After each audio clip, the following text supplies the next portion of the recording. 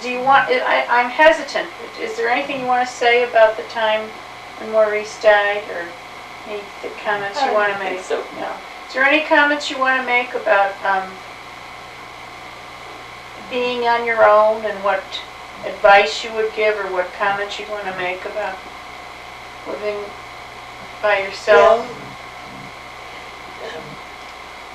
Wisdom. I remember that I was in the bosom of a loving family that was so supportive, and also surrounded by friends who just incorporated me into their lives, and who are still my friends, you know.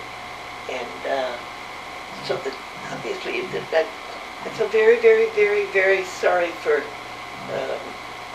men or women who become single spouses and don't have the friendships and the wherewithal to function. It must be just terrible for them. And I pondered that many times. I feel so sorry for people who don't have the strength to go through it, and who just let it fold up. And this is what carried you, with the friends and the family. That's right. And work. And work, right. Till 82. I just have no doubt about it. I got up every morning, and this was my schedule. I went to work, and a lot of things. I remember the whole first year.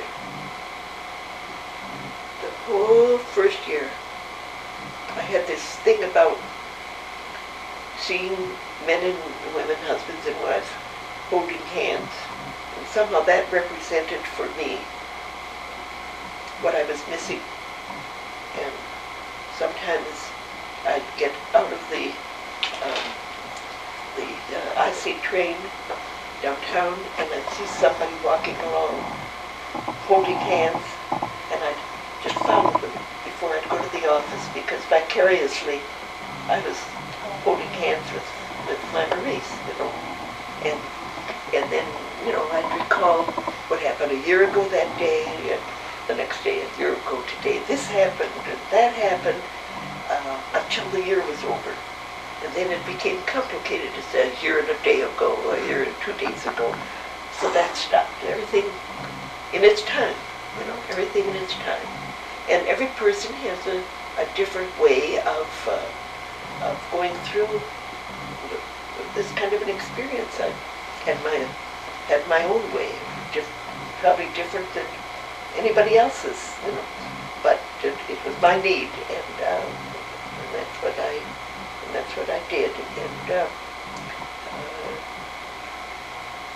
it's now 1994, and that means that it is 32 years. It's 32 years, and I still talk about Maurice as if it was just so recent. Right, you know. that's how we feel when we talk to you. Sure. Well, see, you know, I just really want to say this toward the end of our talk, and that is that this is really your legacy now. It's all that you've shared with us on these tapes. And Maurice has his book, and while I always wanted to write this book, Nell, I was going to call it Witness to History, because Nell has been an insider and has such insight into all of these events that were part of Well, you see, her the other rich thing life. is that don't forget that all these experiences, which were Maurice's, you know, his interviews and all of that, because of the relationship between Maurice and me, they also were my shared experience, you know. And I never tried to match his wisdom or anything, but I was good testing ground for him, and the sharing, that is the main thing. Tremendous sharing. To this day, you'll find all around my house articles or things that I can't stand to read them, and not having him read it also and then discuss it, and it's sort of a frustration, because I can tell somebody about it, but it's not shared. It's not the same. No, it's not the same thing. And some things that I still save. I don't know what I'm waiting for. Pieces of literature or whatever. To share. They sit until it's some kind of a mood for throwing.